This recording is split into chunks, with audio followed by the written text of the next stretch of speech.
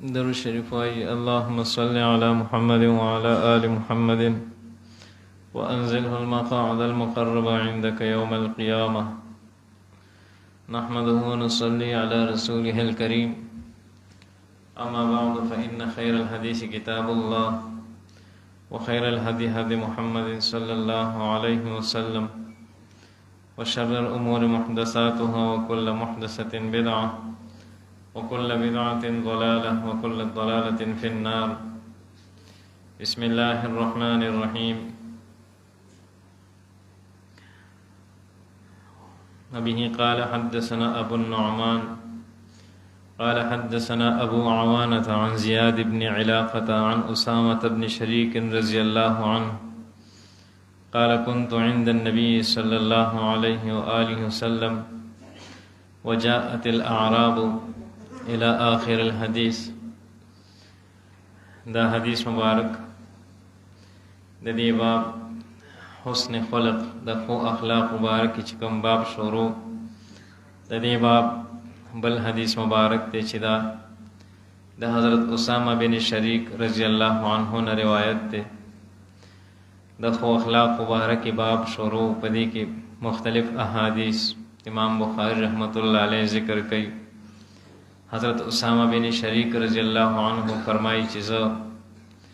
د دوړ جهانو سردار محبوب رسول الله مبارک صلی الله علیه و آله وسلم سره وم. وجاءت الاعراب او د باندې خلق راغلل. ناس کثیر من ها هنا و ها هنا ډیر خلق چې د یو ځای او د بل ځای نو. نبی علیہ السلام خدمت کې حاضر شول. فسکت الناس لا يتكلمون غيرهم. خلق خاموش د نبی علیہ السلام په مجلس کې ناستو او د دې باندې خلقو نه علاوه بل چې خبرې نه کولی. فقالوا یا رسول الله دې تاسو کو اې الله رسوله علينا حرج في كذا وكذا في اشياء من امور الناس لا باس بها. صدا سی خبر مبارک د نبی علیہ السلام نه تاسو نو کول چې عام طور سره خلق هغه د ګناه خبره نه غني.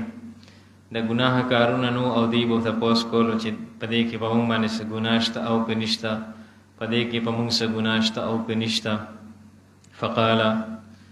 نبی علیہ الصلوۃ والسلام جواب او فرمایلو چې یا عباد الله اے د الله بندگانو وضع الله الحرج الله تعالی په دین کې تنګي هغه ختمه کړی ده. هر یو کار مطلب دا چې هغه د ګناه ولني. الا امرأن اقترض امرأن ظلما سوا د هغه چانه چې چا باندې ظلم وکي. ظالم ته الله تعالی سزا ورکوي، د ظلم بدله ورکوي. چا چې ظلم وکړو فذاک الذی حرج وهلك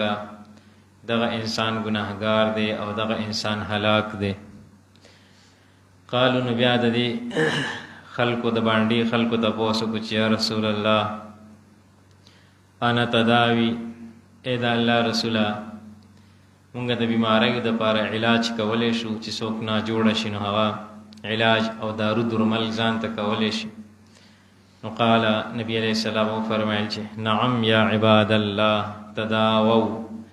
او اے د الله بندگانو چې کله تاسو نه جوړ شئ نو تاسو ځان د لپاره دوايي او علاج هغه کولای شئ.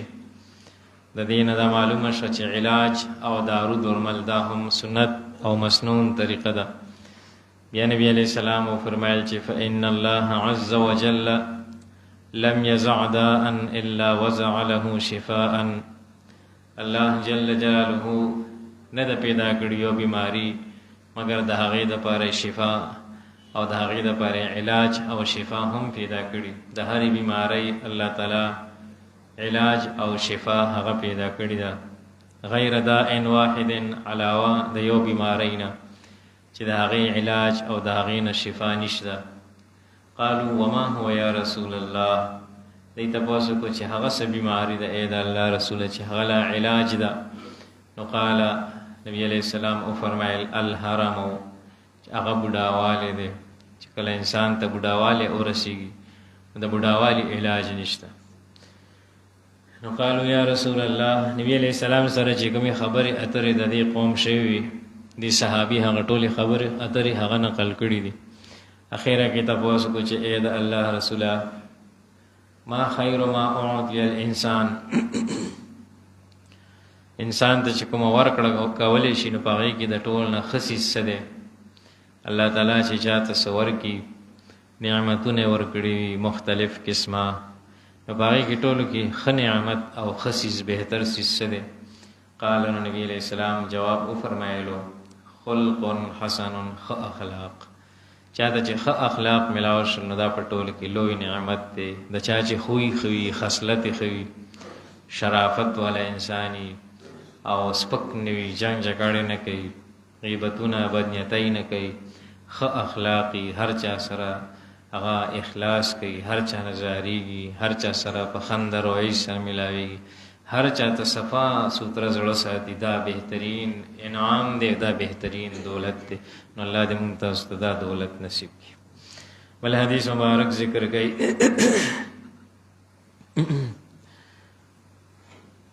عن أبي مسعود الأنصاري رضي الله عنه قال قال رسول الله صلى الله عليه وآله وسلم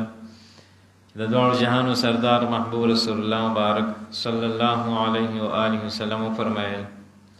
حسب رجل ممن كان قبلكم دستاسنه په مخ کې قومونو کې یو سړی هغه د الله په در کې پیش شو الله تعالی سره حساب کتاب کولو نو فلم يوجد له من الخير شيء دې سړی سنیک کار نور نو الا انه قد كان رجلا يخالط الناس مگر دا یو داسې سړی چې د خلکو سره ناسته پاسته کوله د خلکو ضرورتونه به پورا کول او د خلکو سره په غم خادای کې شریکو وکانه موسرا او د مالدار سړی او فکان یأمر غلمانه خپل نوکرانو ته حکم کړو ان يتجاوزوا عن المعسر چې تنگ دس کس سره هیڅ قسمه حساب کتاب مکوي سړی چې تنگ سیا کې دی تنگ دس دی غریب دی فقیر دی نو غریبانانو فقیرانو سره حساب کتاب مکوي بلکې هغه ته معافي کوي عفو ورته کوي او نو قال الله عز وجل الله جل جلاله او فرمایل د دې سړي باره کې چې فنحن احق بذلك منه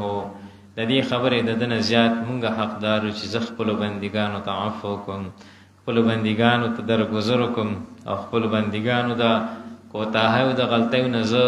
چې شم پوښیو کوم نو فتجاوز عنه الله جل جلاله د ګناهونو د معاف کولو الله تعالی د سره حساب کتابونو کو الله تعالی وبخلو چې څوک د غریب او مسکین او یتیم هغه خیال ساتي او خلکو تنگ دستو سره فقیرانو غریبانانو سره مدد کوي مرسته ور سره کوي ضرورت پوره کوي نو دا انسان ډیر نیکوکار نه وي ډیر زیات عبادت گزار نه وي الله تعالی به دا انسان بخي الله تعالی دې موږ تاسو ته بخنو کی او دا اخلاق خپل اخلاق دې الله تعالی موږ تاسو ته نصیب کی سبحان ربک رب العزة عما يصفون السلام على المرسلين الحمد لله رب العالمين والصلاة والسلام على أشرف الأنبياء والمرسلين سيدنا مولانا محمد وآله وأصحابه أجمعين الطيبين الطاهرين الله تبارك وتعالى لكم گناهونه معاف نبی علیہ السلام د ټول امتیانو گناهونه معاف کړي الله تعالی د ټول حاضرینو حاضر قبول او فرمایي نبی علیہ السلام په مبارک او حدیث موږ ته د عمل توفیق نصیب کړي الله تعالی زموږ ټول د شریعت مطهره مطابق ژوند نصیب او ګناهونو مضاعف قلم راکړي الله تعالی د کرم او رحم معامله سره په دوه جهانو کې دوه جهان د سختۍ نه عذابونو نه فتنو نه بلیاتونو موساتي بیمارانو ټول ته الله تعالی صحت کامله نصیب الله تعالی چې څومره مشران کشران زموږ وفات ټول بخنه او فرمایي حجونو د عمرو سعادتونو بار نصیب مجاهدین او د دین د خادمین او مبلغین او معلمین او مدد او نصرت فرمایي د مدارس او مساجد او مراکز او خانقاهونو د دین د تمام شعب او حفاظت فرمایي ضرورت خپل خزانو پوره حرمین شریفین او حفاظت فرمایي الله تعالی زموږ ټول ته ایمان خاتمه نصیب کړي وصلی الله تعالی علی خیر خلقه سیدنا مولانا محمد و آله و اصحابه اجمعین برحمته